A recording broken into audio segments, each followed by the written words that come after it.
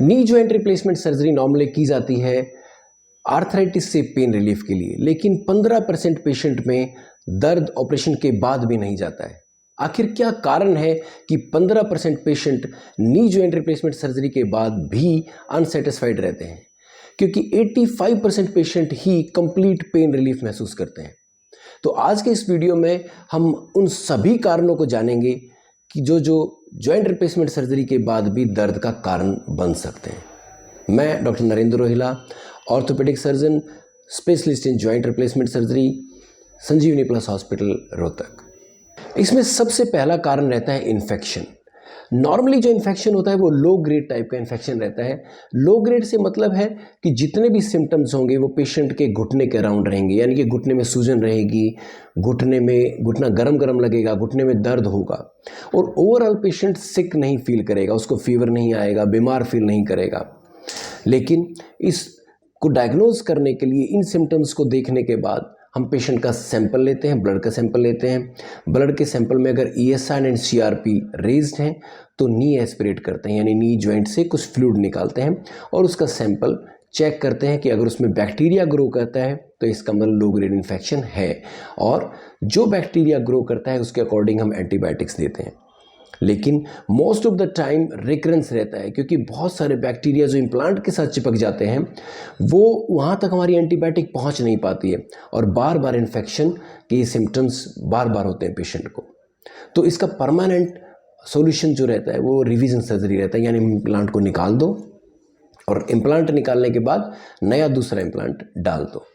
Normally ये हम 2 stages में करते हैं कि फर्स्ट स्टेज में एंटीबायोटिक स्पेसर डालते हैं और सेकंड स्टेज में फिर फाइनल इम्प्लांट डालते हैं। इसमें अगला रीज़न है loosening of implant. Loosening of implant का मतलब है कि इम्प्लांट का लूज हो जाना। इम्प्लांट का लूज हो जाना 2 कारण पर डिपेंड करता है। एक, क्योंकि जो हम इम्प्लांट फिक्स करते हैं वो बोन सीमेंट के द्वारा बोन के ऊपर फिक्स करते हैं, तो या तो बोन सीमेंट और बोन के बीच की बॉन्डिंग वीक हो जाती है या बोन सीमेंट और इम्प्लांट के बीच की बॉन्डिंग अपनी पकड़ छोड़ देती है। ये एक रीज़न है। दूसरा रीज़न है कि अगर प्रॉपर साइज़ का इम्प्लांट नहीं डाला गया है तो मसल टेंशनिंग या लिगामेंट टेंशनिंग नहीं रहेगी, जिसके कारण भी हमें घुटना लूज लगेगा। तो अगर ये माइल्ड है, थोड़ा है, तो हम, और इसका रीज़न मसल्स या लिगामेंट की टेंशनिंग है, तो हम मसल स्ट्रेंथनिंग एक्सरसाइज के द्वारा हम इम्प्रूव कर सकते हैं मसल्स की स्ट्रेंथ को और घुटने को टाइट बना सकते हैं।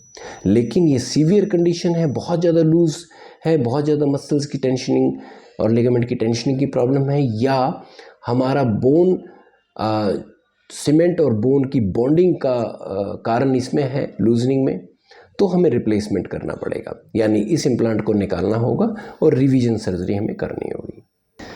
पोस्ट नी रिप्लेसमेंट सर्जरी में पेन का नेक्स्ट रीजन है malalignment of replaced joint. Normally जब भी हम जॉइंट डालते हैं वो 3 डायमेंशनल एनाटॉमिकल पोजीशन में हम जॉइंट डालते हैं, जिसमें हम हिप, नी और एंकल तीनों जॉइंट को एक पोजीशनिंग लेके उसमें ये जॉइंट डाला जाता है। लेकिन कहीं भी अगर मैल अलाइनमेंट की प्रॉब्लम है, यानी थोड़ा बहुत भी एंगल अगर टेढ़ा डल गया है जॉइंट का, तो वो पेन का एक कारण हो सकता है। अब माइल्ड केसेस में, यानी थोड़ा बहुत अगर एंगल का डिफरेंस है, तो बॉडी उसको अडेप्ट कर जाती है और धीरे धीरे बॉडी उसके हिसाब से ढल जाती है और कुछ टाइम के बाद पेन नहीं रहता है।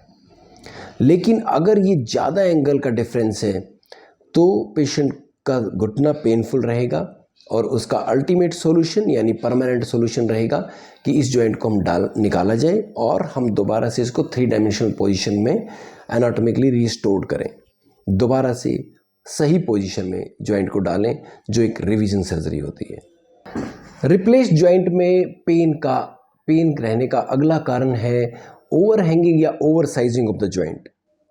कई बार साइज से बड़ा जॉइंट जब डाल दिया जाता है तो वो आसपास के कैप्सूल पे चुभना शुरू करता है। अगर ये थोड़ा बहुत चुभता है, एक आध एज पे थोड़ा बहुत कैप्सूल को रब कर रहा है, तो वो नॉर्मली हम लोकल एनेस्थेटिक या स्टेरॉइड के इंजेक्शन की हेल्प से पेन को रिलीफ कर सकते हैं। लेकिन अगर ये चारों तरफ से ओवर हैंगिंग कर रहा है, चारों तरफ से बोन से बाहर निकला हुआ है और कैप्सूल को रब कर रहा है, तो उसका एक ही सॉल्यूशन होगा कि हमें ये जॉइंट निकालना होगा और प्रॉपर साइज का जॉइंट डालना होगा। तो ओवर हैंगिंग या over sizing of the joint भी एक पोस्ट TKR सर्जरी में नी पेन का एक कारण है। इसमें पेन का अगला रीजन है परसिस्टेंट साइनोवाइटिस। साइनोवियम एक झिल्ली है हमारे जॉइंट के चारों तरफ, अगर उसकी इन्फ्लेमेशन रहती है तो उसको हम साइनोवाइटिस बोलते हैं। पोस्ट TKR सर्जरी यानी कि जिनका रिप्लेस हो चुका है जॉइंट, उसमें साइनोवाइटिस का रीज़न दो हो सकते हैं। एक हो सकता है कि मेटल की एलर्जी हो।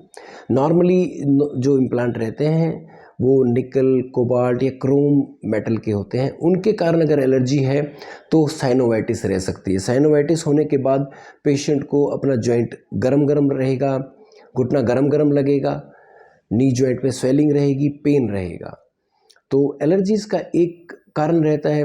अगर एलर्जी इसका एक कारण है तो हमें वो इम्प्लांट निकाल के और ऑक्सीनियम या टाइटेनियम का इम्प्लांट डाल सकते हैं, जिससे एलर्जी की प्रॉब्लम सॉल्व हो सकती है। दूसरा कारण परसिस्टेंट साइनोवाइटिस का है कि अगर मसल टेंशनिंग या लिगामेंट टेंशनिंग प्रॉपर ना होने के कारण या जॉइंट का प्रॉपर ना डालने के कारण अगर लूज है हमारा घुटना, तो साइनोवियम पे खिंचाव रहेगा और जिसके कारण साइनोवाइटिस रहेगी, जिसके कारण पेन पेशेंट का जाएगा नहीं, पेशेंट को लूज घुटना फील होता रहेगा। तो ऐसे केसेस में हमें ये इम्प्लांट निकाल के या हमें इसके बीच का जो पॉली होता है, प्लास्टिक पॉली होता है, उसका साइज़ बढ़ा के मसल टेंशनिंग गेन कर सकते हैं। तो या तो रिवीजन सर्जरी हमें करनी होगी लूज जॉइंट में, या हमें थिकनेस ऑफ पोली बढ़ानी होगी, वो भी एक टाइप की रिवीजन सर्जरी है। पोस्ट TKR सर्जरी में पेन का अगला रीज़न है इंटरनल स्कार फॉर्मेशन या आर्थ्रोफाइब्रोसिस हो जाना। ये पेशेंट टू पेशेंट वेरी करता है कि उनका अंदर का जख्म कैसे भरता है। कई बार फाइब्रस टिश्यू इतना ज़्यादा बन जाता है, स्कार टिश्यू इतना ज़्यादा बन जाता है, वो इतना हार्ड होता है कि वो घुटने को काफ़ी टाइट बना देता है। पेशेंट को फ्लेक्शन एक्सटेंशन में यानी घुटने को मोड़ने और सीधे करने में काफ़ी पेन महसूस होता है। लेकिन इसकी अच्छी बात यह है कि जैसे जैसे टाइम बीतता है ये स्कार टिश्यू लूज होना शुरू हो जाता है और धीरे धीरे पेशेंट पेन रिलीफ महसूस करता है। कई बार जब पेशेंट को ज़्यादा पेन रहता है तो हमें स्टेरॉइड का इंजेक्शन डालने की ज़रूरत भी पड़ती है, जो इसमें लूजनिंग ऑफ स्कार टिश्यू में हेल्प करता है। लेकिन धीरे धीरे ये कई साल का प्रोसेस है। कई बार जब ज़्यादा हार्ड टिश्यू बन जाए तो कई साल तक लग सकते हैं लूजनिंग ऑफ स्कार टिश्यू होने में और प्रॉपर रिलीफ आने में। बहुत बार पोस्ट TKR में यानी नी रिप्लेसमेंट सर्जरी के बाद पेन का कारण पटेला भी होती है। अब पटेला में 3 कारण हो सकते हैं, एक पटेला बोन, 2 पटेला टेंडन और तीसरा पटेला की ट्रैकिंग, यानी घुटने के ऊपर जब पटेला घिसती है उसकी लाइन सही ना हो, उसको हम पटेला ट्रैकिंग बोलते हैं। ये 3 कारण हो सकते हैं। तीनों ही कारण में अगर ये माइल्ड है तो हम मसल स्ट्रेंथनिंग या फिजियोथेरेपी की हेल्प से इसको सॉल्व कर सकते हैं।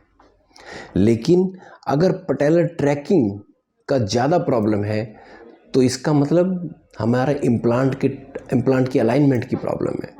तो वैसे केसेस में हमें रिप्लेस जॉइंट निकालना पड़ेगा और नया इम्प्लांट सही डायरेक्शन में सही अलाइनमेंट के साथ डालना होगा ताकि पटेलर ट्रैकिंग सही कर सकें। तो इसके लिए हमें रिवीजन सर्जरी करनी होती है अगर पटेलर अलाइनमेंट ज़्यादा प्रॉब्लम कर रहा है तो। पोस्ट TKR सर्जरी में पेन रहने का अगला कारण है न्यूरोमा फॉर्मेशन। एक नर्व है जिसका नाम है infrapatellar branch of saphenous nerve, जो हमारे पटेला के नीचे से ओब्लिक फॉर्म में गुजरती है। यानी जो हम कट लगाते हैं नी रिप्लेसमेंट सर्जरी के लिए उसके रास्ते में ये आती है, तो ये कटती ही कटती है।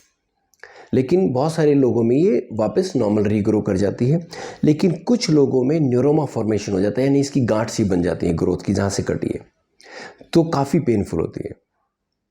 तो इसकी सॉल्यूशन के लिए हमारे पास 2-3 ऑप्शन रहते हैं। या तो हम स्टेरॉइड का लोकल स्टेरॉइड का इंजेक्शन इस जगह पे लगा सकते हैं जो कई बार काफ़ी हेल्पफुल रहता है, या रेडियो फ्रीक्वेंसी एब्लेशन से यानी इसको जला देते हैं, इसको डेड कर देते हैं। या तीसरा इसका जो सॉल्यूशन है वो ये रहता है कि एक्सीजन ऑफ न्यूरोमा, यानी इस गांठ को जो न्यूरोमा फॉर्मेशन हुआ है इसको सर्जरी के द्वारा निकाल देते हैं। तो आज के इस टॉपिक में हमने जाना कि क्या क्या नी रिप्लेसमेंट सर्जरी के बाद पेन के कारण हो सकते हैं किसी पेशेंट में और उनका क्या क्या सॉल्यूशन होना चाहिए। तो अगर आपका भी कोई क्वेश्चन है तो आप हमारे कमेंट सेक्शन में डाल सकते हैं। और बोन, जॉइंट और स्पाइन सर्जरी से रिलेटेड ऐसे ही हेल्थ वीडियोस देखने के लिए आप हमारे चैनल को लाइक एंड सब्सक्राइब जरूर करें।